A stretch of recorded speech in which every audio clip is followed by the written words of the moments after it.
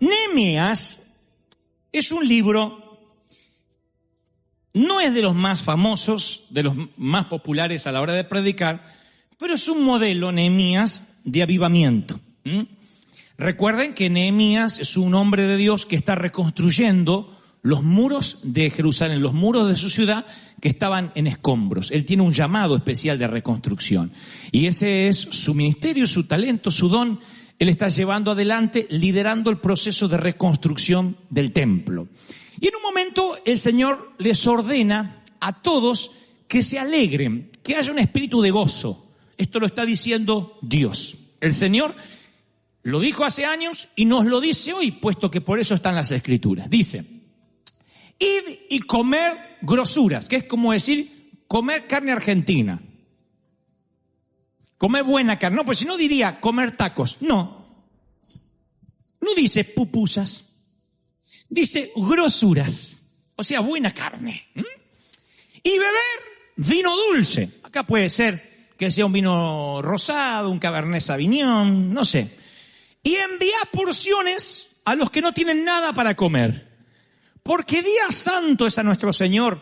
No se pongan tristes, porque el gozo del Señor es vuestra fuerza, es tu energía. Fíjense que el Señor da la fuente de energía. Y te dice cuál es. Te dice que la fuente de energía es el gozo. Es lo que te mantiene enérgico, te mantiene joven, te mantiene vital. Dice, los levitas hacían callar a todo el pueblo, diciendo, callad porque es día santo. Y el Señor decía, no, alégrense. Y todo el pueblo se fue a comer y a beber y a obsequiar porciones, repartiendo comida. Y a gozar de grande alegría, porque habían entendido la palabra que les habían enseñado. Yo leía esto ayer y decía, Señor, ¿qué es lo que me quieres decir? Aparte de la carne argentina que Dios siempre nos habla, ¿no? Y el Señor me decía, nota las órdenes que yo di a mi pueblo. Una de ellas es, comed, bebed, alegraos, dale al que no tiene de comer. Los levitas decían, no, quédense callados, porque no hagan mucho alboroto, no hagan bulla, porque Dios es un Dios santo. Y Dios dice, no, yo quiero que hagan algarabía, que beban, que coman, que disfruten, que celebren, que le den porciones a los que no tienen con grande alegría, porque eso hace un pueblo que entienden la palabra que les fue enseñada. Luego, la Biblia narra que había otro gozo en el pueblo, y era el pueblo que celebraba alrededor del becerro de oro. Y el Señor dice, hay que conocer, hay que tener discernimiento para saber la diferencia entre el verdadero gozo y el regocijo carnal. Porque Moisés desciende del monte de estar con el Señor y dice que veía un pueblo que gritaba, había alaridos fuertes, no era voz de alarido de débiles, dice la palabra en Éxodo 32:18, sino voz de cantar oigo yo. Y Moisés dice, estarán celebrando al Señor, y cuando baja de la montaña, él ve el grito de la idolatría, ve un mover que no es genuino, y la palabra dice que hay una diferencia entre el mover carnal, cuando uno está en derredor de un becerro de oro, y el mover del espíritu, cuando uno dice, no, yo entendí la palabra.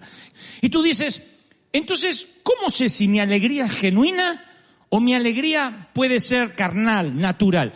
Y este es el secreto. Yo quiero hablarles durante poquitos instantes lo que yo considero la felicidad de no tener nada. Es una felicidad típica, porque la felicidad siempre la relacionamos con que Dios nos bendiga, con que Dios nos dé, con que Dios nos provea. Pero hay una felicidad que uno obtiene no teniendo nada. Cuando pasas por la materia, por la estación de la vida, de alegrarte, de tener felicidad cuando no tienes nada, ese es el método para saber si tu felicidad es genuina y proviene de Dios o no. ¿Están siguiendo hasta ahí, sí o no? Cuando Dios decide que entren a la tierra prometida, a Dios le viene un conflicto, no un conflicto, pero le viene un debate, supongo, celestial. Dice, si los bendigo y les doy la tierra que les prometí, que fluye leche y miel, lo más probable es que este pueblo olvide de donde yo lo saqué. Ustedes dirán, bueno, es que Israel era un pueblo cabezón, era un pueblo duro, necio. No, así somos los seres humanos. Tan pronto Dios nos sana, tan pronto Dios nos bendice, la alegría con el correr de los días se nos empieza a ir. Porque solo alguien que olió la muerte tiene un gozo que después no se le va. Solo alguien que estuvo en las puertas del infierno en cuanto a enfermedad, en cuanto a un accidente, a una crisis, tiene un gozo extra que antes no tenía. Y ya no se preocupa por bobadas, no se preocupa por tonterías, porque realmente sabe lo que importa en la vida. ¿Soy claro o no? Entonces, Dios dice, si yo le doy a Israel lo que les prometo todo el tiempo, lo más probable es que se olviden de dónde yo lo saqué. Que pierdan ese gozo y que tengan nada más que un gozo carnal. Si hay leche, si hay miel, si hay vino, si hay carne argentina, celebramos. El día que no hay, no celebramos. Y entonces Dios tiene un método. Dice, esto es lo que van a hacer. Oigan, dice en Nehemías, por eso decía que Nehemías es un modelo de avivamiento. Presten mucha atención porque esto es magnífico. Dice, al día siguiente se reunieron las cabezas de las familias y Esdras, el escriba, para entender la palabra, la palabra de la ley. Y hallaron escrito, al leer, al predicar, que Jehová le había dicho a Moisés hace muchos años y que ya no se estaba haciendo, una costumbre que se había quedado arcaica, que ya no se hacía. Dice que Dios había mandado a Moisés que los hijos de Israel habitaran por 7 días en tabernáculos, en tiendas. Y dice la Biblia en Nehemías 8:17, y hubo una alegría muy grande. Dios le dijo, salgan de sus hipotecas, de sus apartamentos, salgan de sus casas, vengan a vivir 7 días en las tiendas, no para siempre, eran 7 días. Durante 7 días van a tener que vivir en las tiendas, como vivían sus abuelos o sus papás en el desierto. 7 días vayan a vivir a la terraza. En otras palabras, si hoy lo hiciéramos, diríamos a nuestros hijos, a ver, para no olvidarnos de dónde venimos, de los países pobres donde la mayoría venimos, los inmigrantes, para no olvidarnos lo que sufrieron nuestros padres, hijos, desconexión total de lo electrónico por 7 días. Sin celular, sin iPad, sin tablet, sin televisión, sin Netflix, nada. 7 días desconectado, sal de la recámara. ¿Y dónde voy a dormir? En ese colchón, en el terrado, en ese colchón, bajo la tienda, bajo las ramas. 7 días, de un lunes hasta el próximo domingo. Era una orden de Dios. Y te vas a alegrar mucho de no tener nada, porque dice, y hubo gran alegría. 7 días viviendo únicamente conectado con el Señor. Saliendo de la enramada, mirando el cielo y diciendo, todo lo que tenemos somos advenedizos, como dijo David. Somos extranjeros, somos mayordomo, no tenemos nada. Yo viví esa experiencia muchas veces en mi vida de encontrarme sin nada. Era un muchacho petulante, agrandado como todo argentino que no fue redimido con la sangre de Cristo. Era el gerente más joven de una compañía y me sentía el dueño del mundo, el tapón del océano, la última Coca-Cola del desierto. Y un día, ¡pac!, me despiden, me acusan injustamente y yo sentí que me quedé bajo una enramada, que no tenía nada, que mi futuro, que todo lo que yo tenía planificado se desmoronó. En muchas ocasiones me sentí así, donde dije, Señor, ¿y ahora qué? Y siempre pensé que cuando a uno le pasan esas cosas que te arruinan, se te arruina el crédito, que te cierran la cuenta bancaria, que te dicen que tienes que abandonar tu casa, siempre pensé que esas son las pruebas y las luchas, la cual merece que estés triste. ¿Cómo no voy a estar triste si estoy por perder mi casa, decimos? ¿Y cómo que celebre? ¿De dónde voy a tener fuerza para celebrar si me dijeron que tengo cáncer? ¿Dónde voy a sacar fuerza para alegrarme si me quedé sin nada? Como decían los abuelos de antes, una mano atrás y una adelante. Nada. ¿Cómo voy a alegrarme si estoy viviendo en una habitación prestada, en un garage, en el estudio de alguien más y tengo que compartir el baño? No me digan que celebre. Sin embargo, el Señor dice, y te alegrarás por no tener nada, por vivir en posadas. No eran 7 días de tristeza, eran 7 días de júbilo y alegría. Y os regocijaréis delante de Dios por 7 días. Levítico 23:40. 7 días celebrarás de no tener nada. Celebrarás fiesta solemne a Dios en el lugar que Dios te da.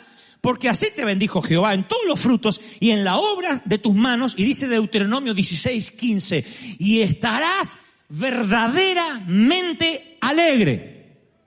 Verdaderamente alegre.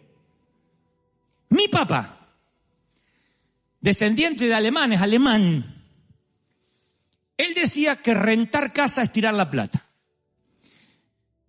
Puede ser una filosofía de vida, no la voy a discutir acá. Yo creo que si Dios te da dinero para pagar la renta, es tuyo.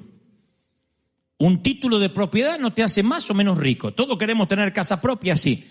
Pero mientras tanto, en alguna eventualidad de la vida, o gran parte de la vida, te toca rentar, vivir de prestado, mientras tenga techo y comida y Dios te abastezca, alégrate por el maná diario. ¿Sí? Yo soy un hombre que siempre te va a alentar a tener lo tuyo, a prosperar, a que te vaya bien. No me gusta la vagancia de decir, bueno, no importa si no tienes nada. No, tenemos que progresar, tenemos que ir de victoria en victoria. Pero cuando esas victorias atentan a la memoria y te hacen olvidar quién eras cuando no tenías a Dios, es una de las cosas más peligrosas que nos puede pasar. Y por eso, en términos espirituales, Dios a veces nos quita de esa comodidad y nos lleva a vivir a tabernáculos en la azotea, en enramadas. Y son tiempos de mesetas que nos hacen reflexionar. Nadie reflexiona mejor que entre las paredes de un hospital. Nadie reflexiona mejor que recorriendo la grama de un cementerio. Es allí cuando nos empezamos a cuestionar cosas de la vida. Si no, el tedio, la rutina, nos envuelve de manera tal que nos olvidamos por qué estamos viviendo. Trabajamos, pagamos deuda, trabajamos, pagamos deuda, vamos de vacaciones y después necesitamos vacaciones para recuperarnos del cansancio de las vacaciones, porque venimos más cansados que cuando nos fuimos. ¿Por qué? Porque de pronto el tedio de la prosperidad nos hace olvidar lo que realmente vale la pena. Dice la palabra que los 7 días de la azotea o de estar bajo una enramada tipificaban 70 años del lapso de la vida humana. Era el método de Dios para recordarles a todos que la vida es temporal. Y conforme ellos iban mirando la enramada y veían que las ramas se marchitaban, eso los hacía pensar en el deterioro de la vida, de la salud, de la fortaleza, porque Dios quería que sus mentes y sus corazones estuviesen puestos en la eternidad. David era multimillonario, el rey David. Era uno de los reyes más millonarios que jamás tuvo la historia. Sin embargo, él dice, porque forastero fui, soy advenedizo. Advenedizo significa extranjero, inmigrante de por vida, de paso. Él sentía que aunque era rico, él estaba de paso, porque había entendido lo que era la eternidad. Por la fe, Abraham, siendo llamado, salió del lugar que había tenido como herencia, sin saber por dónde iba. Por la fe, habitó como extranjero en la tierra prometida, morando en tiendas, sabiendo que tenía una promesa, pero por la fe murieron estos sin haber recibido nada, solamente mirándolo de lejos, creyéndolo, saludándolo, confesándolo. No nos olvidemos que los profetas se murieron creyendo que Cristo iba a venir, que venía un Mesías. Nosotros hoy miramos la cruz para atrás, el Mesías vino, murió y resucitó. Ellos miraban para adelante, algún día va a venir un Mesías a morir y resucitar. Y la mayoría se murió, o acaso todos, sin verlo. Dice, ellos buscaban una patria, dice la Biblia en Hebreos, sabiendo de dónde habían salido y tenían quizás añoranza de volver, pero anhelaban algo mejor, anhelaban una ciudad eterna que nunca pudieron ver. Nunca pudieron ver y sin embargo creyeron, nunca falló su fe. Nunca pudieron ver esa tierra prometida. Mi pregunta es, ¿y si nunca pudieras ver esa esperanza que tienes, aún así seguirías gozoso? Porque tu vida es eterna, no es solamente lo temporal de aquí. La vida, dice Max Lucado, genial escritor, es semejante a 2 constructores. Un constructor niño que construye castillos de arena con su palita roja y su balde azul en la playa, y otro constructor adulto que construye a base de hipotecas, planos, arquitectura. De eso se trata la vida, de 2 constructores, véanlo.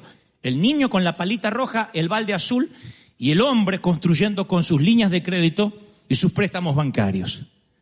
Los 2 construyen igual, a los 2 les pasará lo mismo, excepto que el niño conoce las reglas de juego y el adulto no. El niño cada mañana que está cerca de la playa va y construye su castillo de arena. Y empieza a construir sabiendo que al final del día el océano se va a devorar su construcción.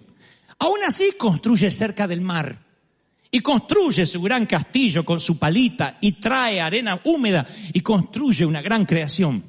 Su padre le dice: niño, el océano se llevará todo, promediando la media tarde. Aún así el niño sigue construyendo y cada hora que va pasando el océano rompe su ola más cerca que la anterior. El gran quebrantador hace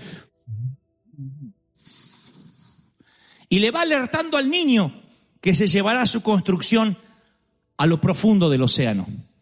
Así que el niño, cuando termina de construir, lo que hace es alejarse y esperar que el océano haga y destruya las primeras torres. El niño suele celebrar.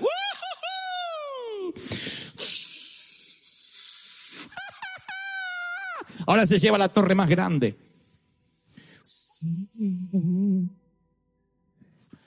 Finalmente el gran océano se lleva todo lo que al niño le tardó 5 o 6 horas, toda una mañana. ¿Qué hace el niño? Toma el baldecito azul, la palita roja, la mano de su papá, celebra y regresa a casa. ¿Qué hace el adulto? Construye casas, hipotecas, compra autos. Tengo que tener una casita propia. Y el océano, año tras año, que lo cumpla feliz. Que lo cumpla, que lo cumpla. Duele acá. La cintura molesta. La vista no es lo mismo. Empiezas a alejarte así,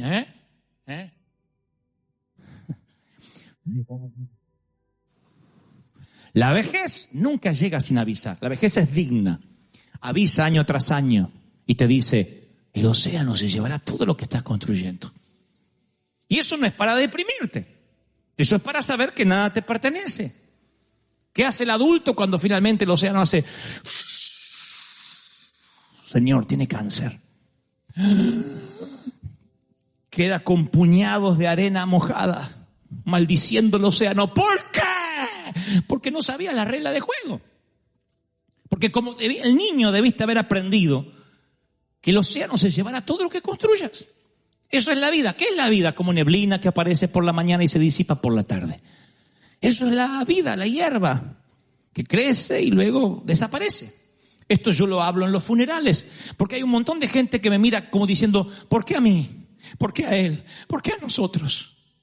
Habiendo tanta gente, ¿por qué hoy estamos en un funeral?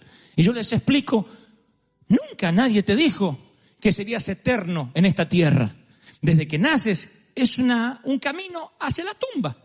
Entonces, si nos hacemos torpes, insisto, y nos olvidamos lo que tenemos, que es la vida, que es el día a día, ¿qué hace el Señor para que nuestra memoria no sea tan frágil? Dice: de tanto en tanto vas a vivir en la azotea 7 días. Tal vez no sean 7 días, tal vez llevas 3 meses endeudado. Tal vez lleves 1 año que no puedes salir de ese pozo.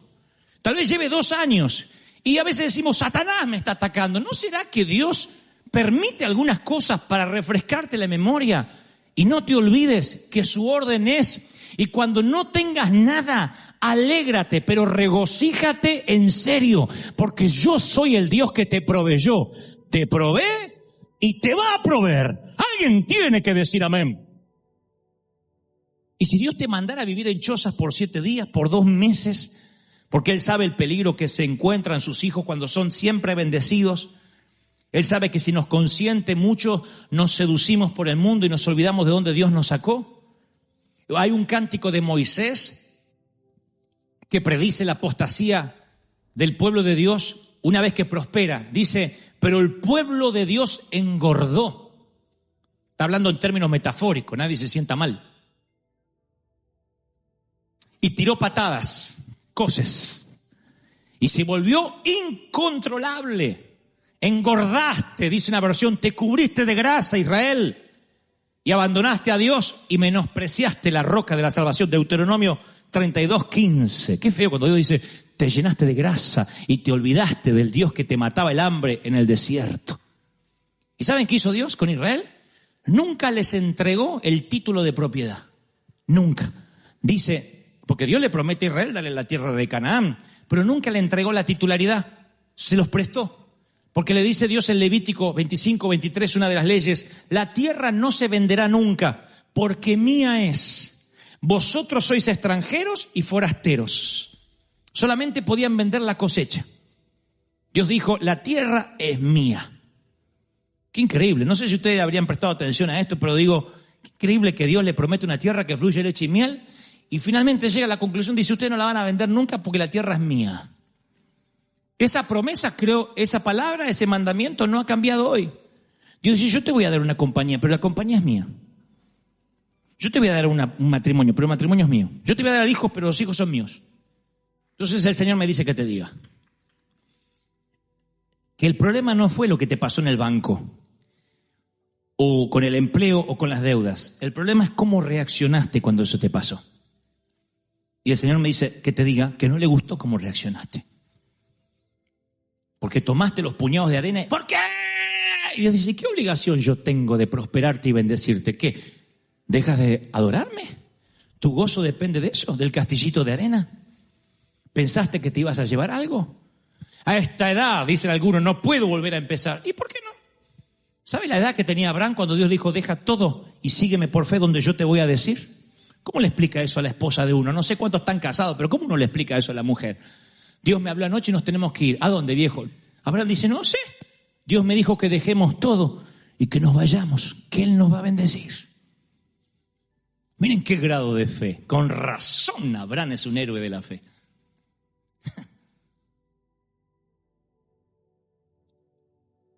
El problema no es la enfermedad, el problema es cómo reaccionaste a la enfermedad. La tristeza que te agarró. Dios dice, ¿no confiabas en mí? Sí, pero yo estaba sano, Señor. Y bueno, ¿no confías en mí? Jesús lloró. Uno de los versículos casi más cortos de toda la Escritura. Jesús lloró. ¿Cuándo? Cuando ve las hermanas de Lázaro que dice, si hubieses estado aquí, mi hermano no habría muerto. Siempre me pregunté si Jesús lloraba por su amigo, ¿por qué lloraría por alguien que sabe que va a resucitar en los próximos minutos? Yo me alegraría, diría, ¡ja, ja, tranquilo, va a resucitar! Llora porque no puede creer que estas muchachas que convivieron con él, que él les contó de los milagros, ahora están dudando. Ahora están diciendo, si hubiese estado aquí, maldiciendo con los puñados de arena. Jesús lloró. Jesús llora cuando ve tu incredulidad. Dice, sigue confiando en mí. A pesar del diagnóstico, a pesar de la crisis, a pesar de lo que dicen los médicos, confía en mí y agradece, regocíjate con la carta de desalojo. No esperes la carta de reivindicación. Perdón, nos confundimos con usted para salir a celebrar, porque eso es adoración en la orilla incorrecta. El pueblo de Israel celebró al Señor una vez que cruzó el Mar Rojo. Y Dios le dijo a Moisés, no me gustó esa canción. Debieron haber cantado cuando el faraón estaba detrás. Debieron haberme alabado en fe. La alabanza en fe siempre alegra más al Señor que la alabanza una vez que te bendijo. Entonces yo creo que el Señor, mal valga el ejemplo, digo, cuando Él ve que te alegras igual, cuando dice yo me voy a contentar igual, no tengo, pero me voy a alegrar con lo que Dios me dio. Bueno, no puedo cambiarme la ropa todos los días. Bueno, no puedo comer lo que quisiera comer, pero vamos a alegrarnos igual. No hay regalo para los chicos en esta Navidad, pero aunque sea, vamos a poner, no sé, una galletita, algo chiquitito, simbólico, y los niños se alegran igual. En vez de decir, y mi iPad, en vez de decir eso, si tu hijo se empieza a comportar miserablemente así, y te dice, papá, ya salió el nuevo iPhone y no lo tengo, tienes urgentemente que desconectarlo mínimamente 7 días y mandarlo a la azotea a que se acuerde de dónde viene, a dónde va. Veo a los padres diciendo, viste. Pero es verdad, es hora de desconectarlos, porque a veces creemos por derecho aquello que tenemos que tener como providencia, como bendición. ¿Me estás siguiendo, sí o no? Desde respirar, desde levantarte, desde tomarte un café, desde desayunar, ya es extra. Es algo que no te merecías y Dios te lo da. Si además de eso Dios te da el placer de amar, el placer de soñar, de tener esperanza. Yo creo que somos personas privilegiadas. No debería haber ningún triste, por lo menos en River Church jamás. Porque que yo vea a todos, la mayoría de ustedes, creo, están respirando, ¿sí o no? Y si alguien ya no respira, avísenme que lo sacamos rápido. Pero todos están respirando. Eso es un privilegio, el tener pulmones, el respirar. ¿Qué va a pasar el año que viene? No sé, porque la tierra es de Dios y somos mayordomos de Él. Y le podré dejar un legado a mis hijos y vamos a trabajar duro. Pero si no se puede, no se puede. Hay de los que empezarán con nada, hay de los que empezarán con mucho esfuerzo, hay de los que lo perderán todo y volverán a empezar una y otra vez. Y sabrán de que hay que construir un ladrillo a la vez. Con cada huracán que la vida te sorprenda, te levantas a la mañana. ¿Y cómo hago ahora que se me cayó la casa? Un ladrillo a la vez, como hiciste toda la vida. Así somos los hispanos, trabajadores, nos reinventamos, resurgimos de las cenizas, porque decimos... Satanás me quiere ver muerto, Satanás me quiere ver quebrado, pero no es él el que decide cuándo termina mi vida aquí, es Dios quien lo decide. Y Dios, el mismo Dios que te bendijo ayer, es el mismo Dios que te bendecirá mañana, que bendecirá a tus hijos, que bendecirá a tus nietos. ¿Cuántos reciben esta palabra? Díganme amén. En el año 2006 la Administración Federal de Aviación quitó todos los aviones DC-1, los aviones comerciales DC-1, no hay más aviones DC-1 volando en ninguna parte, debido a que uno en particular perdió un motor estando en el aire y le costó la vida a 213 víctimas. Entonces los peritos llegaron a la conclusión de que esto se debió a solo una cosa, falta de mantenimiento. Cuando empiecen a investigar por qué en el país del control de calidad por excelencia, en los Estados Unidos de América, había aviones que volaban con falta de mantenimiento, llegan a la conclusión de que no lo mantenían porque consideraban o daban por hecho que los aviones eran demasiado modernos. Y que como eran tan modernos y de ultimísima generación, no necesitaban mantenimiento. No necesitaban mecánicos, ingenieros que examinen el motor, las ruedas, todo lo que hace falta para que un avión pueda volar con seguridad. Si esto pasa en líneas aéreas, imagínense cuando se trata de nuestras vidas. Cuando empezamos a volar, se suman nuestras horas de vuelo viviendo y no tenemos mantenimiento. Sí venimos a la iglesia, pero no permitimos que Dios nos examine. Buscamos una palabra que nos ayude, como Dios nos habló el domingo pasado, una tabla que nos mantenga a flote y luego acampamos en la tabla. O acampamos en el bote salvavidas, en lugar de decir, no, yo quiero hacer un mantenimiento. De otro modo me voy a deshidratar espiritualmente. La deshidratación espiritual ocasiona raquitismo, anemia espiritual. Cuando uno se siente con sed de Dios, posiblemente ya es demasiado tarde, dejó de beber. Mi pregunta es, ¿cuánto haces? ¿Cuánto hace que la Biblia no está en tu mesa de luz? ¿Cuánto hace que la palabra no te examina a ti? Porque una cosa es que digas, sí, yo leo la Biblia, pero ¿cuánto hace que no haces como David? Que tomas la Biblia y dices, bueno, voy a leer, a ver qué me dice esta palabra a mí. Y lo lees una y otra vez hasta que te dices, wow, ahora me doy cuenta, esto es lo que tengo que cambiar. La Biblia es como un espejo y nos muestra si hay algo que tenemos que cambiar, si tenemos que redireccionar el destino. Pero en ocasiones la vida nos hace volar tan rápido que nos vamos preocupando, llenándonos de cosas, pensando en las cosas del futuro, y nos olvidamos de tener una dieta balanceada de manera espiritual. Muchos de nosotros a veces escuchamos música romántica, lo que sea que nos guste. Mi pregunta es, ¿cuánto hace que no te pones a escuchar un tema de adoración que te llene, que te den ganas de llorar? Tal vez lo hagas y lo celebro, pero tal vez haya otros que digan, no, yo hace tiempo, la verdad es que yo me subo al auto y ya está la radio prendida y me engancho con las noticias. Y voy escuchando todo el día noticias y lo que pasa allá y lo que pasa acá y no tengo tiempo de conectarme con Dios. Y la desconexión con Dios también es el asesino mortal de la espiritualidad. Porque hay momentos que te sientes tan desconectado de Dios que dices, es cierto, yo no estoy haciendo un mantenimiento. Y puede costarme más que las 213 víctimas de estos aviones. Puede costarme el futuro de mis generaciones, las que dependen de mí, de mis hijos, de mis nietos. Pero el enemigo sabe esto y creo que nos va cargando de preocupaciones. Hay gente que se preocupa todo el día, que no puede vivir como reza el título de este mensaje, un día a la vez. Basta el día con su afán. Lo único que tienes es el día de hoy, tú no tienes el mañana. Tú no puedes celebrar los logros del mañana ni llorar los fracasos del mañana. No puedes vivir llorando los fracasos del pasado ni celebrando los logros del pasado. Lo único que tiene tu jurisdicción es el hoy. Basta el día con su afán. Sin embargo, nosotros nos preocupamos pensando a futuro. Hay de las personas que se viven preocupando y primero se preocupan por los suyos y después se preocupan, dicen, necesito más preocupaciones. ¿Dónde puedo buscar? En el vecino. Y después en los familiares. Y después por Facebook me enteré lo que está haciendo mi cuñada allá tras la frontera. Y nos preocupamos por él. Y está bien preocuparte si es que eso no se transforma en algo cíclico o en algo crónico.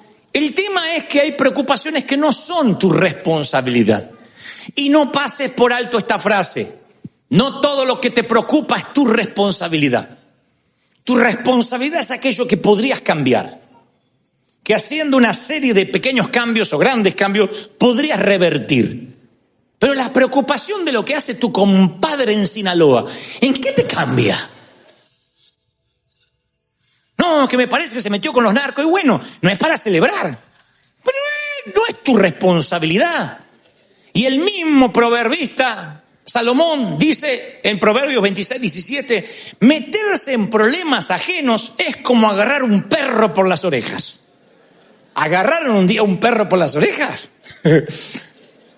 Esto es como meterse, Proverbios 26:17, con problemas ajenos. Entonces tú dices, ¿qué hago con lo que me preocupa? Bueno, hay momentos donde Dios dice, a partir de ahora yo me ocupo, déjame a mí. No te preocupes, tú tienes que tener las preocupaciones del día en todo caso.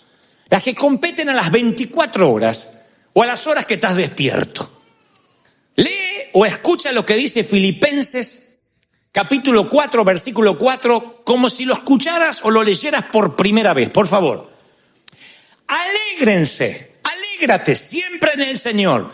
Insisto, alégrate siempre. ¿Cuántas veces? Siempre. No a veces si te dan ganas cuando no estás estreñido de vientre, no. Siempre. Que tu amabilidad sea evidente ante todos. Dios te exige que te sonrías y que ante todos tu amabilidad sea tu carta de presentación. Es una orden al centro de las emociones. No dice, bueno, si te nace, si te fue bien el día, si la suegra se murió. No, dice, alégrate, es una orden. Alégrate siempre en el Señor. No te inquietes por nada. Esto va para los que tienen hormigas en el cuerpo. No te inquietes. Tranquilo. No te inquietes por nada. Yo podría vivir con ese episodio. No te inquietes. ¿Qué es la inquietud? La inquietud es, estoy preocupado y hasta ni sé por qué, pero tengo un presentimiento de que me voy a preocupar. Eso es. No te inquietes. Presenta en toda ocasión lo que te inquieta a Dios con oración, con ruego, y luego dale gracias. O sea que por anticipado te está diciendo en la carta a Filipenses que cuando le pidas algo a Dios ya le des gracias porque lo va a cumplir. Dale gracias. Y la paz de Dios, miren con qué promesa cierra. Y la paz de Dios que sobrepasa todo entendimiento. O sea, no es la paz que uno cree o concibe humanamente. La paz de decir, quiero estar rodeado de pajaritos, quiero estar en el campo. No, la paz que sobrepasa todo entendimiento es la paz que uno puede tener hasta durante una tormenta, un ciclón. Cuidará tu corazón y tus pensamientos en Cristo Jesús. Magnífica, magnífica exponencia.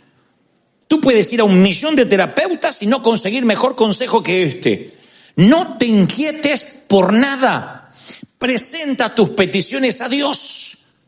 Pero ¿qué hacemos nosotros? Invertimos nuestro tiempo, nuestras emociones, en cosas que no son nuestra responsabilidad. Entonces hoy, esta mañana, vamos a hacer un chequeo espiritual. Una suerte de diagnóstico pero de mantenimiento. O sea, imagínatelo de esta manera. Si tuvieras solo un mes de vida, ¿las cosas que te preocupan realmente te preocuparían? Te quedan 30 días de vida. A mí si me dicen que me quedan 30 días de vida, que no llego a fin de septiembre, ya mismo empiezo a replantear un montón de cosas. Y posiblemente lo que vaya a hacer hoy o mañana no lo haría. Porque yo todo lo que voy a hacer hoy, mañana y esta semana es creyendo de que voy a vivir muchos años. Hay cosas que a lo mejor me libraría y otras cosas que diría, ¿por qué no soy más libre? ¿Por qué no soy más cauto? ¿Por qué en esto fui demasiado cauto? No sé. Estoy seguro que el organigrama de mi vida tomaría otra manera. Y la tuya también. Tu vida cambiaría diametralmente a como la estás viviendo si supieras que tuvieras 30 días de vida. Especialmente, hoy no estarías preocupado por lo que tu cuñado hace en Culiacán. ¿Se dan cuenta cómo cambian las prioridades? Y cómo nuestras preocupaciones tienen que ver con no saber que solo tenemos un día a la vez.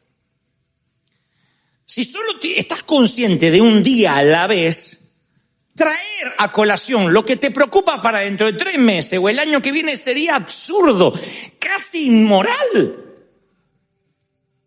No, es que no sé con quién vamos a pasar la Navidad. Si no va a llegar a la Navidad. Saborear la vida, extraer lo más valioso de cada día, es importante cuando estás consciente de que hoy podrías morir al final del día. Pero como no sabemos cuánto nos queda, lo valioso se vuelve común y lo común se vuelve valioso. Ese es el gran juego de la vida, que no nos damos cuenta. Hace poco yo hablaba con un papá que se está divorciando, separando de su esposa, camino al divorcio. Él es amigo mío y me decía, nos pusimos de acuerdo con mi ex sobre quién va a estar con los hijos tal día, ¿no? Y dice, a mí me tocan tal día, a veces un fin de semana, a veces horas. Y yo me doy cuenta que quiero aprovechar ahora ese tiempo. Entonces, estoy con mi hija, estoy con mi hijo, les hablo. Quiero que esas 3, 4 horitas, ese fin de semana, cuente para ellos. Quiero marcarles recuerdo. Y mi ex hace lo mismo, porque dice, los tengo ahora y los tengo que aprovechar. Y eso está muy bueno, porque mis hijos lo están disfrutando. Dice, nunca tuve un papá tan presente como hasta ahora. Ni una mamá tan presente. Qué lindo que se han divorciado, porque ahora ganamos un papá y ganamos una mamá. Porque cuando estaban juntos nos daban por sentado. Lo valioso era común. Y dice él, yo podía ver a mi hija que estaba con el iPad todo el día y decía, bueno, está ahí. Y yo daba por sentado que estábamos en la misma casa. Y sí, estoy pasando tiempo con ella, pero no había energía, no había calidad. Entonces se me cambiaron los valores. Empecé a darme cuenta que cuando pude haber perdido toda mi familia, ahora tengo que asignarle calidad de tiempo que antes no le asignaba. Entonces uno empieza a darle valor a las preocupaciones que tienen que estar por fuera de nuestro radar. ¿Cuántas veces Dios nos habla lo mismo? Que hay cosas que tienen que volar por fuera de tu radar, que no son tu responsabilidad. Cuando uno comprende eso, le da el valor, cuantifica las cosas como realmente deben ser cuantificadas. Pero claro, las elecciones, cuando uno tiene que elegir, se vuelve mucho más difícil cuando son parecidos. La gente cambia cuando está en plena crisis, en situaciones límite. Entonces la pregunta que tengo es, ¿de verdad te importa que tu vida espiritual esté bien mantenida y tu agua sea potable? Alguien tiene que decirme amén si lo creen de verdad. Entonces vas a tener que aprender como yo a vivir un día a la vez. A no preocuparte por boberías, por tonteras, por cosas que alteran tu ritmo de vida. Vas a tener que decir, bueno, ok, tengo un día a la vez. Y aquí, como estamos haciendo un diagnóstico masivo, ya te pregunté, ¿qué te preocuparía si tuvieras 30 días de vida? Ahora lo que viene es otra pregunta. ¿Cuándo empieza tu día para ti? Piensa. ¿Cuándo comienza tu día? Si esperas que el día empiece a la mañana, lo más probable es que te acuestes preocupado y te levantes preocupado. Entonces dormiste pero no descansaste. Y Dios dice que el día para Él empieza por la noche. Literalmente lo dice en Génesis una y otra vez. Y vino la noche y llegó la mañana y fue el primer día. Entonces Dios dice, tú puedes, en lugar de empezar a la mañana preocupado, irte a la noche y saber que ahí empieza tu día. No es necesario que esté dentro de las cápsulas de horario occidental. Uy, es que todavía no son las 12 de la noche, las 0 horas. No importa. Te va a acostar a las 10, a las 11, a las 9. Tú dices, Señor, en paz me acostaré y asimismo dormiré, porque solo tú me haces estar confiado. Y vas a la noche y dices, Señor, hoy empieza mi día. ¿Cómo empieza mi día? Confiando en ti, descansando. La Biblia está lleno de episodios que mientras que Israel dormía, Dios libraba las batallas por ellos y los vencía e iba contra el enemigo. Entonces yo aprendí a ir y decir, Señor, entrego mi día en tus manos. La noche anterior, porque ahí empieza el día para Dios. Dios no dice, no puedo hacer nada hasta que tú te despiertes. Uy, yo también aprovecho y duermo porque me tienes cansado. Dios sigue trabajando. Las cápsulas de tiempo están hechas para el ser humano, para nosotros. Entonces, cuando tú empiezas, como bíblicamente hay que empezar de noche, comienzas la carrera más temprano que el resto. ¿Por qué Dios lo hizo así? Porque Él sabe que su creación necesita nuevos comienzos. Cuando nos creó, Él sabe que nosotros necesitamos dividir el día en 24 horas, en segmentos de tiempo, en pequeñas cápsulas, en nuevas oportunidades, en nuevos comienzos. Lamentaciones 3:22 dice, el gran amor del Señor nunca se acaba, su compasión nunca se agota, y cada mañana, ¿cada cuánto? Cada mañana se renuevan sus bondades y su fidelidad. O sea que cada mañana dice, vuelve a empezar. A la noche, game over. A la mañana vuelve a empezar. Todas las mañanas es una nueva oportunidad. No, pero ayer, Señor, ayer fue ayer. Prueba otra vez. Esta es la razón que Dios nos da el tiempo en incrementos de 24 horas. Que Dios dice, tu día tiene que comenzar con el descanso. Te da nuevos comienzos. Por la noche hay llanto, por la mañana habrá alegría. Ralph Emerson dijo, cada día acábalo y dalo por terminado. Mi viejo, has hecho lo que podías. Seguramente habrá habido errores y absurdos. Todos hacemos eso en un día común. Olvídalos lo antes posible. Mañana será un nuevo día. Empiézalo bien, con serenidad y con tanto ánimo que no lo empañen las nimiedades del ayer. Cada día basta con su afán. Leí por ahí que los transatlánticos, y se los conté hace unos domingos atrás, los transatlánticos modernos ya nunca naufragarían como el famoso y tristemente célebre Titanic. Puesto que ahora si chocan con un iceberg, el agua entra en diferentes compartimientos que tiene el barco. Y se cierra ese compartimiento dejando allí neutralizada el agua. No llegaría a todo el resto del transatlántico. Y cada día tiene un compartimiento. El día de ayer se terminó. Ciérralo con las inundaciones del ayer. Acuéstate y dile, Señor, hoy empieza un nuevo día. Y cuando te levantes, cree que no va a haber inundación. Aunque ayer la hubo y antes de ayer también, y antes de ayer también. Pero hoy puede ser una diferencia. A veces en una noche el ángel de Jehová trajo victoria a todo Israel. Mientras tú duermes, Dios pelea por ti, por tu promoción, por tus papeles, por tu pareja, por tus hijos, por tu economía. Tienes que creerlo, ¿no? ¿Sí o no? En una granja, en una finca, había un matrimonio que todos los días ordeñaba las vacas y recogía los huevos que ponían sus gallinas y vendían al resto de la comarca. Y venía todo el pueblo a buscar leche y huevos desde muy temprano porque los productos eran muy frescos. Todo casero, como decíamos nosotros. Pero siempre hay una mujer de ciudad que se acuerda por la tarde que no fue a Ralph ni a Bonds, ni a Alberson. Ay, no fui. Y por la tarde iba a buscar y le decía, no le quedó leche, no le quedó huevo. Y los granjeros decían, no, venga mañana que tendré más. Pero ¿cómo? Pero usted tiene que pensar en los que venimos a la tarde también. Sí, pero no tengo más, venga mañana que tendré más. Y la mujer de ciudad se enoja y ofuscada dice, pero ¿cómo usted me puede negar? Le dice, señora, no puedo hacer que las gallinas pongan más huevos. No puedo agarrarla del cuello y que escupa huevos. Ni que la vaca pueda tener leche otra vez. Venga mañana que tendré más. Esa es la filosofía de vida. Tienes que aprender a decir, no tengo más huevo.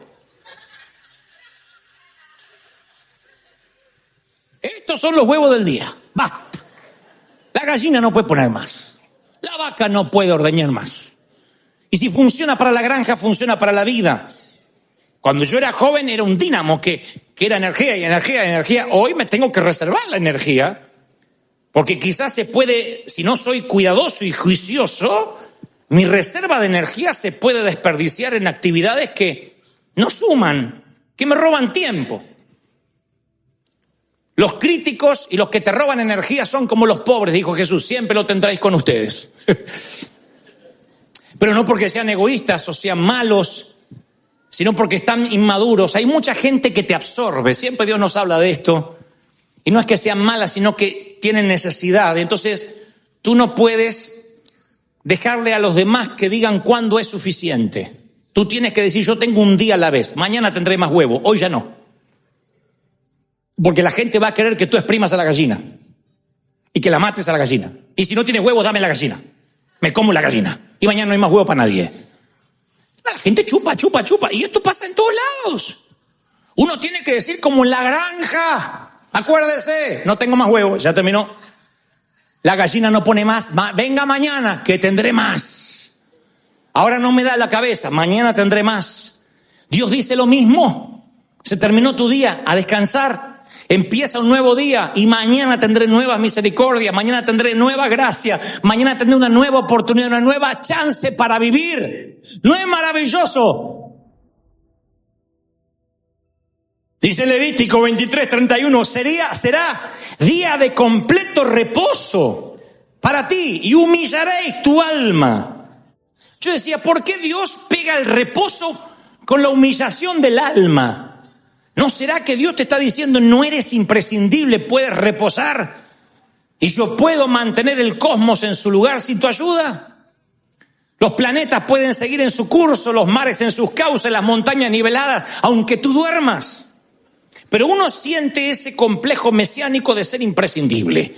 En algún punto nos sentimos el papá imprescindible, el hijo imprescindible. Si yo no me ocupo de mi mamá y mi papá, con mis hermanos, ¿a dónde estaría mi papá? Menos mal que yo estoy en esta familia. Y un día te vas a ir y va a quedar el condenado de tu hermano a cargo de papá. Va a pasar. Pero uno se siente imprescindible en la iglesia, en la música, en lo que hace. Yo digo siempre, yo escribí un papel que tengo guardado en un libro secreto, que prometí leer dentro de unos años, no le voy a decir cuánto, pero que escribí hace 11 años atrás. Dante, si estás leyendo esto, es porque llegaste a determinada edad y todavía no te quieres retirar. Quiero decirte que esta iglesia nació sin ti y seguirá creciendo y viviendo sin ti. Ya es hora de dejarle la posta a alguien más. Nunca habrá uno igual a ti, pero habrán mejores. Y tienes que creer de que Dios va por encima de las personas y los tiempos. Así que si lees este papel es porque, como todos los líderes que has visto cuando eras jovencito, caíste en el mismo error. Flaco, hazte un costado. No permitas que venga un carro de fuego y te lleve por las malas. Accede a pasar el manto. Deja de mezquinarlo. Te vas a ir. Nada es tuyo. Nada te pertenece. Tú solo administrabas un día a la vez.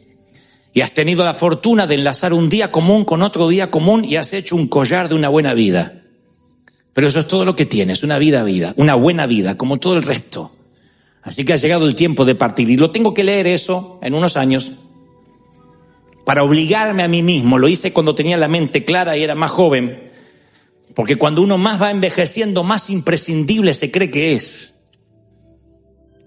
Porque uno ya empieza a no entender la música de los jóvenes. No, esa música no mueve a Dios.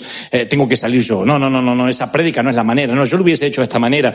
Y uno se va poniendo más irascible, más intransigente. Y uno se empieza a adueñar de la vida, como siempre. A aferrarse a las cosas. Cuando somos jóvenes viajamos livianos, pero un día, sin querer, las maletas se van llenando de por si acaso. Los por si acaso llenan más que los calzones. Por si acaso. Vas a Florida y te llevas ropa para esquiar. Por si acaso nieva por primera vez. Los por si acaso te cargan. Me preocupo por si acaso, llevo esto por si acaso. Y la vida es viajar con un carrión o con un bolsito de mano, rápido, que no tengas problemas que te pierdan las maletas, las aerolíneas. Un día a la vez. Es todo lo que tienes. No te preocupes, no te afanes. Si te afanas, la cabecera de tu río se va a contaminar. Y en lugar de un perro muerto, hablar una relación muerta, un problema futuro, algo que no pudiste resolver, algo a cuenta de resolver, que va a contaminar tu potabilidad, te va a deshidratar. Y entonces necesitas más que nunca viajar liviano. Podrías morirte en 30 días. Así que si pudieras volver a vivir otra vez, ¿qué harías? Hazte estas preguntas tan periódicamente lo necesites, hasta tanto entiendas de qué se trata la vida. La vida se trata de los afectos, la vida se trata de lo que sientes, la vida se trata de lo que dices en el día. No puedes poner pausa a tus hijos, como digo siempre, y esperar darles el amor que tenías que darles hoy en 20 años. Es hoy. Y es todo lo que tienes. Alégrate de tu Creador en los días de tu juventud, antes que vengan los días en que digas, no tengo en ellos contentamiento. ¿Por qué no tendrías contentamiento en tus días? Porque en lugar de disfrutar los días que tenías, querías disfrutar los que no llegaron.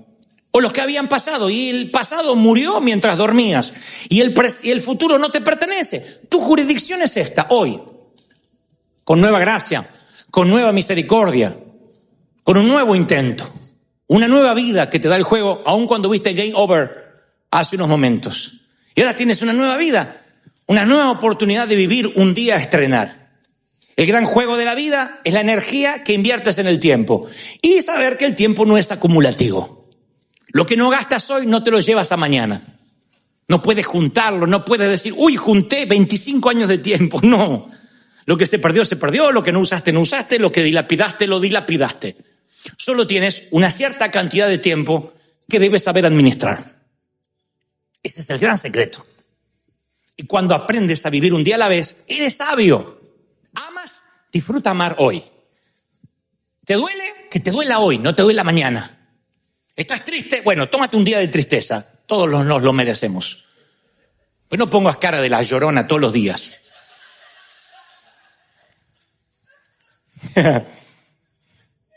Un día a la vez. Basta el día con su afán. ¿Podremos juntar maná para mañana? No, se pudre. Solo hoy. ¿Podremos frizar? No hay freezer en la vida real. No hay nada congelado en la vida real. Es todo fresco. Mañana venga por más. Se acabaron los huevos. Se acabaron los huevos. Me gusta esa frase. Quiero que se la lleven en el corazón. Ponte de pie y dile a alguien, se acabaron los huevos por hoy. Vamos, se acabaron los huevos.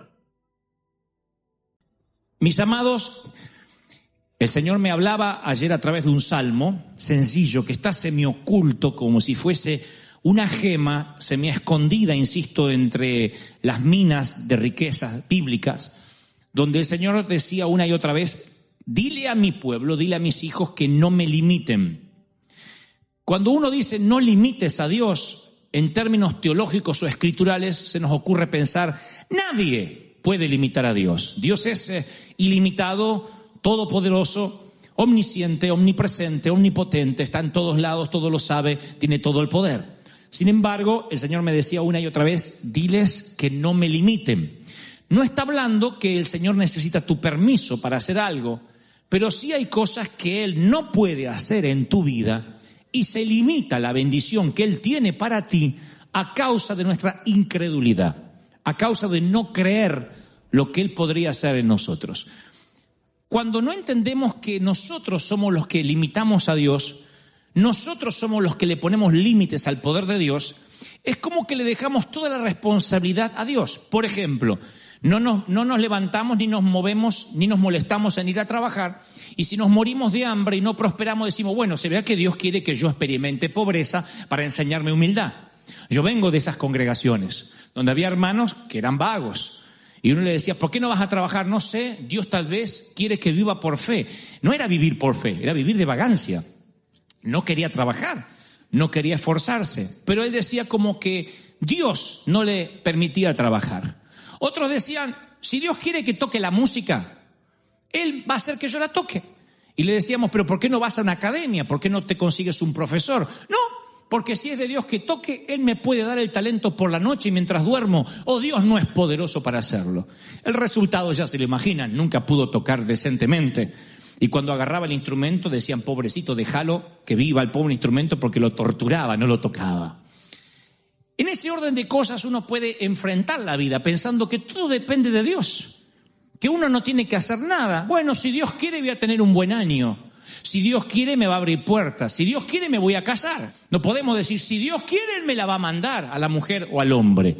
Porque Dios quiere. Hay un libro de principios que dice que si no tienes el don de continencia, es mejor que te busques a alguien para casarte. Pero no dice, tranquilo, tú te quedas en tu casa y yo te la mando, cae por la chimenea durante la Navidad. No dice eso.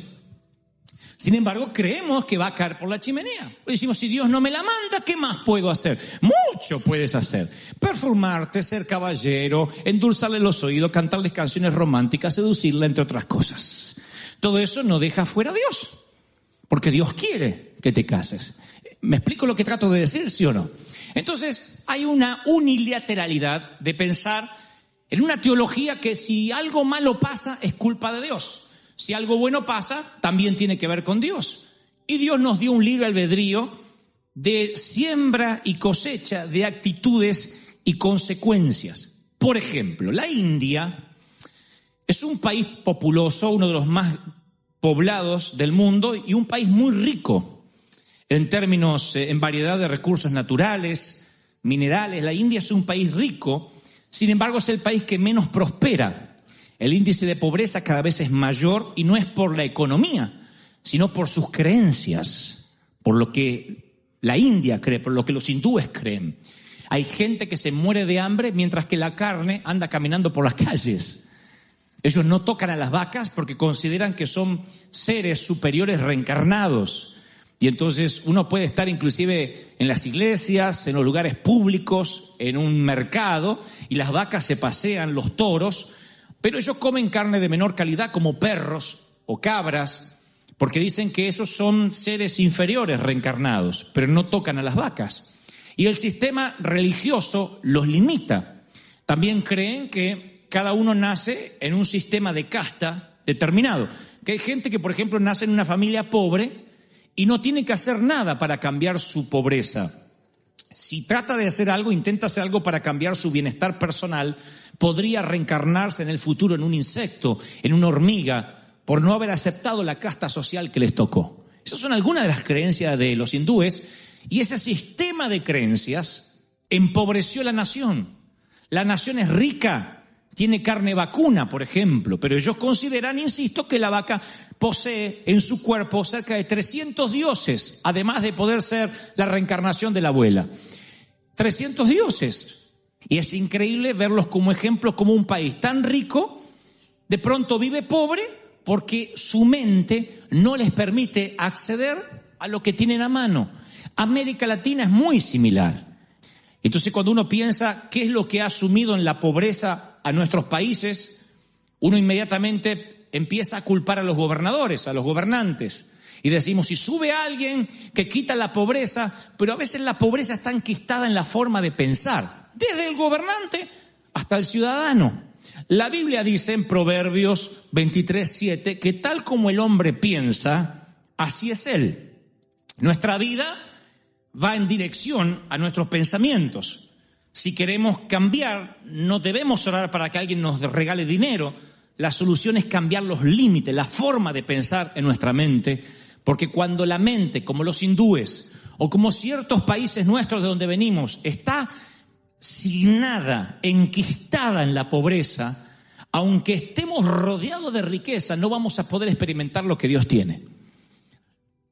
Yo provengo de una iglesia muy legalista en términos doctrinales, a tal punto que si alguien decía, quiero ser abogado, pero vas a tener que defender delincuentes. Así que la abogacía estaba asignada a que no podía entrar a la iglesia.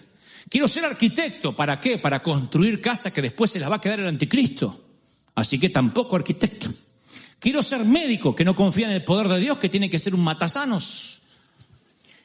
Quiero ser artista, ni se te ocurra en ese ambiente donde están todas las locas y los gays y los abusadores. No, ni se te ocurra. Bailarina, modelo, ¿para qué? Para modelar la ropa que viste el cuerpo inmundo. Lo principal es lo de adentro. Entonces estaba todo lo que olía a mundo, estaba como signado a estar fuera de la iglesia.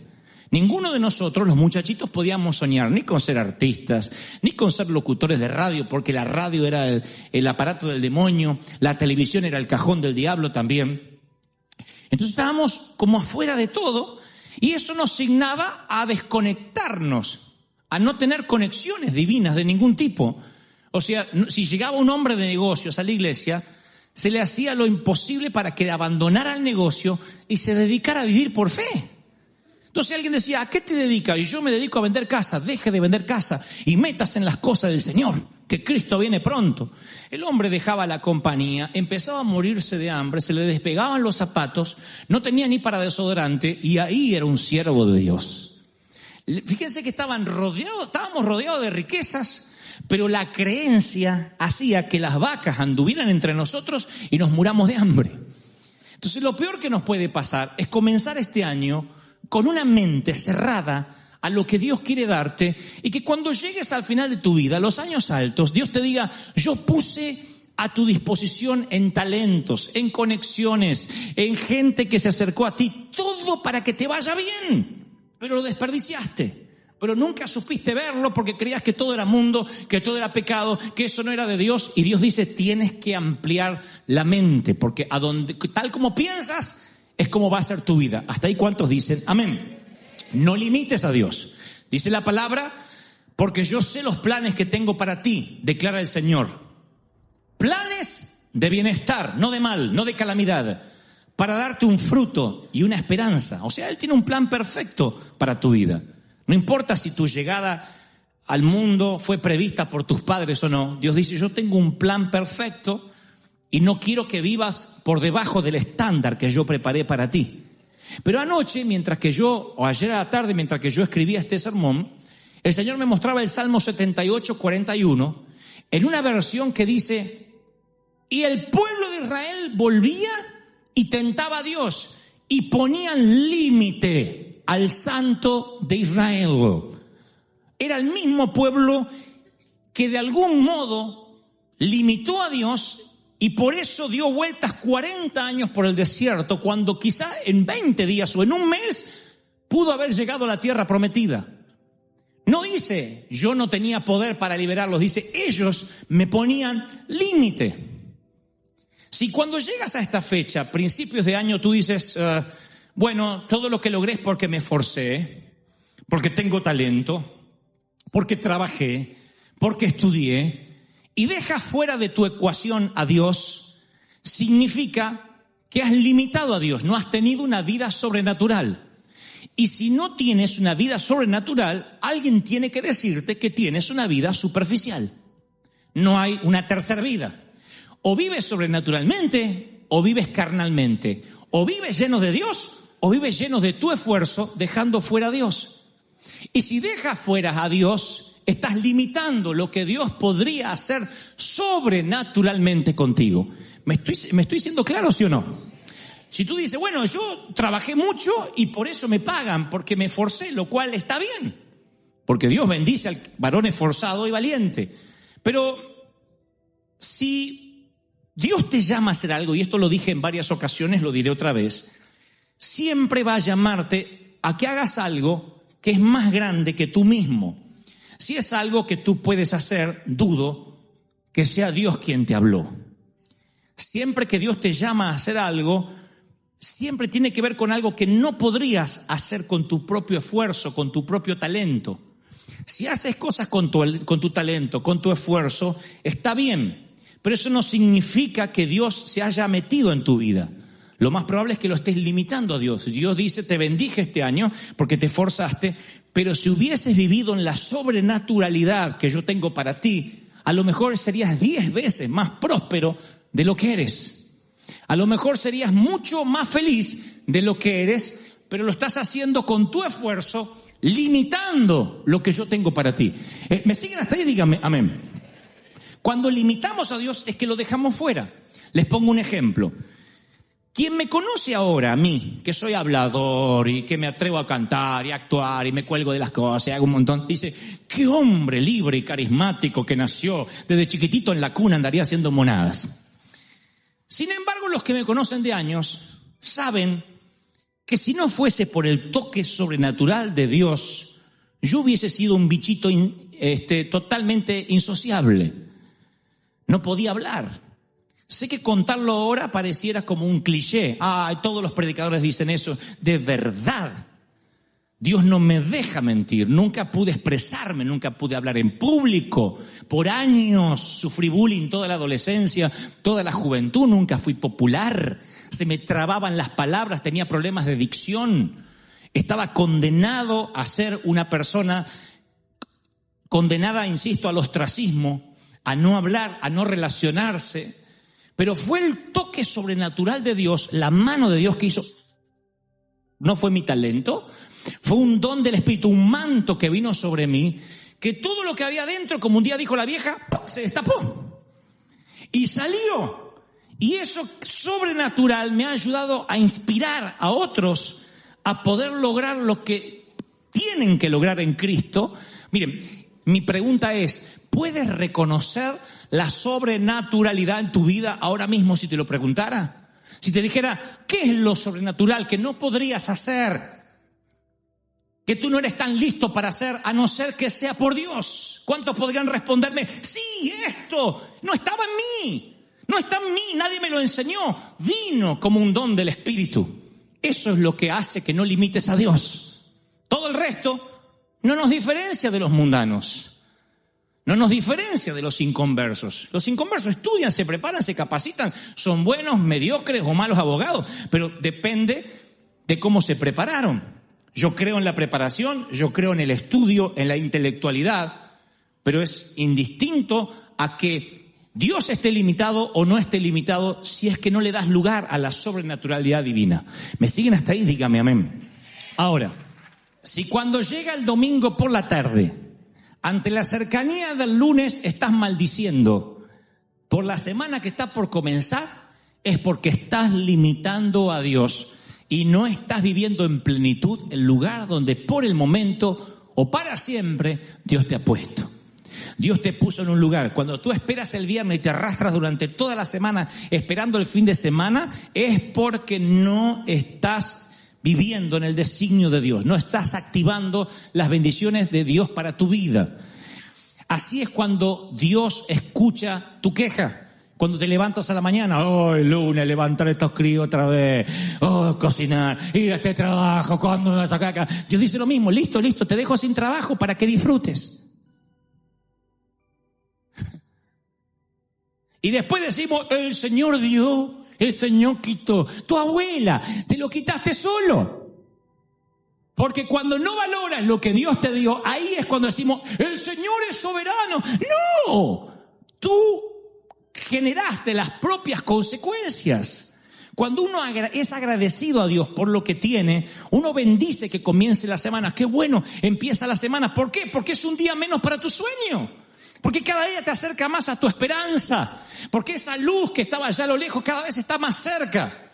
Otros dicen, sí, pero ¿y si esa luz es un tren que viene de frente? Porque hay gente así. Miren, no hay nada mejor que estar en el lugar correcto. Estábamos en Bogotá, Colombia, hace unos años y tenía que dar una conferencia por la noche. Y mi coordinador Sergio me insiste para que vaya a un desayuno de gente de negocios por la mañana. Era un cónclave de médicos. Así que en un momento yo empiezo a hablarles acerca de la vida. Y cuando termina el desayuno, viene una dama que se acerca llorando y dice, ¿sabe? Anoche por la noche me acosté diciendo, Dios, ¿existes o no existes? Porque gracias a Dios yo soy atea, me dijo. Pero anoche me agarró la duda, sin saber que usted iba a venir. ¿Existes o no existes? Así que me fui a dormir. Y por la noche sueño con un barco. Era una gran embarcación. Y ese barco iba destino a un lugar, parecía como un puerto muy bonito. Y yo estoy en el barco, estoy viéndome ahí. Y digo, ¿quién me trajo aquí? ¿Hacia dónde vamos? Y siento una voz que dice, busca al capitán. Él te hablará de mí. El capitán te llevará a casa. Y cuando busco, estabas tú allí como capitán, me dice. Yo te conocí anoche, en un sueño, antes de verte. Estabas vestido con un traje de capitán blanco, muy elegante. Y joven, por supuesto. Siempre aparezco así en los sueños. En los sueños tengo un arreglo con el Señor de aparecer de 30 y tantos años, siempre. Si sueñas conmigo, tendré 32 años en tu sueño. Así que aparecí con mis 32 años, impecablemente vestido de blanco, me sonreí y le dije, así es, te llevaré a un puerto seguro. Y ella me dijo algo como, dice en el sueño que me dijo algo, pero tú me llevarás a conocer a Dios. Oh, por supuesto, yo llevo mucha gente hacia Él. Así que ella se despertó diciendo, ¿quién es ese muchacho maravilloso que vi en el sueño? Y luego me ve personalmente y se choquea la mujer y ella estuvo llorando durante todo el desayuno. Y yo tuve la sensación tan grande de paz. No hay mejor sensación que pude haber abortado ese desayuno y no ir. Sin embargo, no hay mejor sensación de saber que Dios arregló una cita para que gente como esa mujer conociera a Dios y yo estaba en el lugar correcto, a la hora indicada, en el sitio oportuno. Ahí es cuando yo sentía que ni siquiera un desayuno deja fuera a Dios. Cuando uno no limita a Dios, vive la sobrenaturalidad de Dios. Y Dios te pone en sitios, en lugares para que gente conozca a Dios a través de ti, porque te pone sobrenaturalmente en tiempo, en espacio, y eres su capitán. ¿Cuántos dicen amén? Es algo maravilloso. Ahora, cuando uno limita a Dios y saca a Dios de la vida, uno inmediatamente se siente fuera de las grandes ligas del Señor. Y Dios dice, yo no quiero que te quedes fuera de lo maravilloso, porque pensamientos de bien tengo para ti, no de mal. Anoten esto para el Twitter. Muchos no permiten que Dios interfiera en lo que ellos creen. Muchos no permiten que Dios interfiera en lo que ellos creen. Y como los hindúes decimos, la vaca es la abuela encarnada y no la comemos. Y baja Dios y dice, cómete un buen churrasco que tu abuela está conmigo. Y tú dices, no, porque cuando como la carne y el chorizo siento que la abuela gime. No, la abuela está conmigo. Y no queremos. Nos cerramos. Y cuando nos cerramos, no nos diferenciamos en nada al inconverso. Es lo que creemos y lo que creemos y lo que creemos. Si algunos los arrestaran por ser cristianos, no habría suficiente evidencia para sentenciarlos. Si te arrestaran por ser cristiano, no habría suficiente evidencia sobrenatural para sentenciarte. Diría, vaya nomás, vaya, usted no se diferencia nada al vecino de al lado. Usted es tan incrédulo como el de al lado. No, pero yo voy a la iglesia. Sí, pero usted no tiene nada sobrenatural. Y la Biblia dice, te pondrá el Señor a la cabeza y no a la cola. Solo estarás encima y no debajo. Si escuchas los mandamientos de tu Dios que te ordeno hoy para que lo guardes cuidadosamente, Deuteronomio 28:13. No dice que no vas a tener malas circunstancias. Dice, aquí vas a estar por encima de las circunstancias. Por encima de la vida natural. ¿Cuántos quieren una vida sobrenatural? Dígame amén.